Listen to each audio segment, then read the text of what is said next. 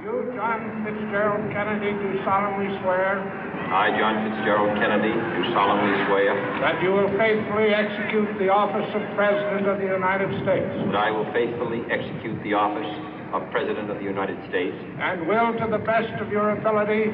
And will, to the best of my ability. Preserve, protect, and defend the Constitution of the United States. Preserve, protect, and defend the Constitution of the United States. So help you God.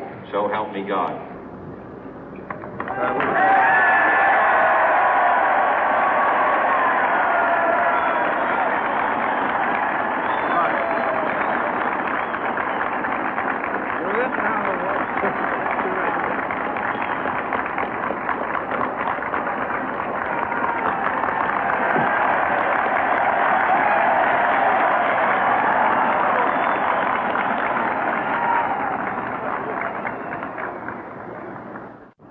Vice President Johnson, Mr. Speaker, Mr. Chief Justice, President Eisenhower, Vice President Nixon, President Truman, Reverend clergy, fellow citizens.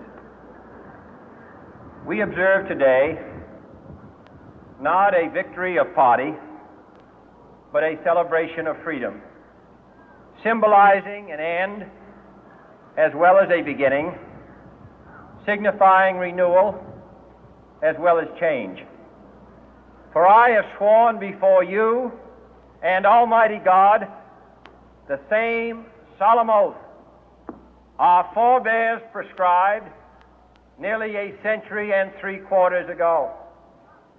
The world is very different now, for man holds in his mortal hands the power to abolish all forms of human poverty and all forms of human life. And yet the same revolutionary beliefs for which our forebears fought are still at issue around the globe.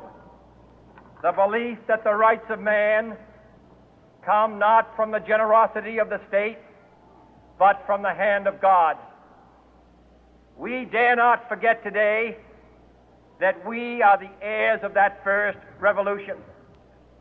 Let the word go forth from this time and place to friend and foe alike that the torch has been passed to a new generation of Americans born in this century, tempered by war, disciplined by a hard and bitter peace, proud of our ancient heritage, and unwilling to witness or permit the slow undoing of those human rights to which this nation has always been committed and to which we are committed today at home and around the world.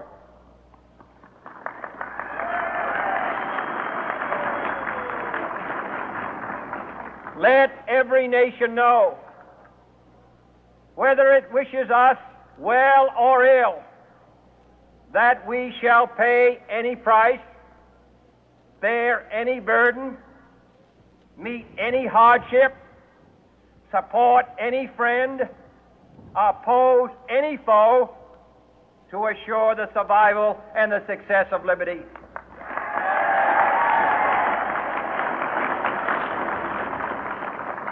This much we pledge and more. To those old allies whose cultural and spiritual origins we share, we pledge the loyalty of faithful friends. United, there is little we cannot do in a host of cooperative ventures. Divided, there is little we can do, for we dare not meet a powerful challenge at odds and split asunder.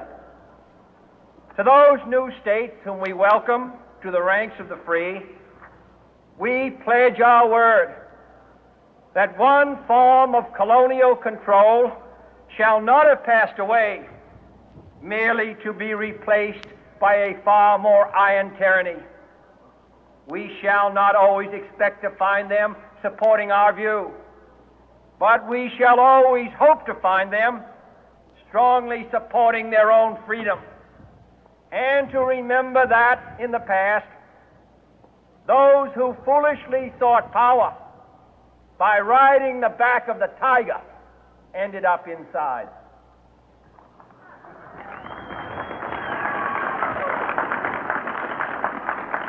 To those people in the huts and villages of half the globe struggling to break the bonds of mass misery, we pledge our best efforts to help them help themselves for whatever period is required, not because the communists may be doing it, not because we seek their votes, but because it is right.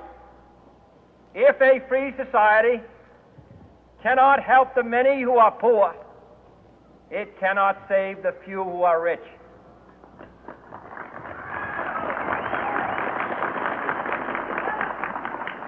To our sister republics south of our border, we offer a special pledge to convert our good words into good deeds, in a new alliance for progress, to assist free men and free governments in casting off the chains of poverty. But this peaceful revolution of hope cannot become the prey of hostile powers. Let all our neighbors know that we shall join with them to oppose aggression or subversion anywhere in the Americas.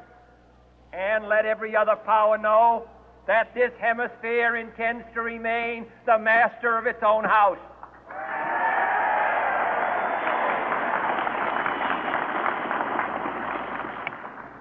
To that World Assembly of Sovereign States, the United Nations, our last best hope, in an age where the instruments of war have far outpaced the instruments of peace, we renew our pledge of support to prevent it from becoming merely a forum for invective, to strengthen its shield of the new and the weak, and to enlarge the area in which its writ may run. Finally, to those nations who would make themselves our adversary, we offer not a pledge, but a request that both sides begin anew the quest for peace. Before the dark powers of destruction, unleashed by science, engulf all humanity in planned or accidental self-destruction, we dare not tempt them with weakness, for only when our arms are sufficient beyond doubt can we be certain beyond doubt that they will never be employed. But neither can two great and powerful groups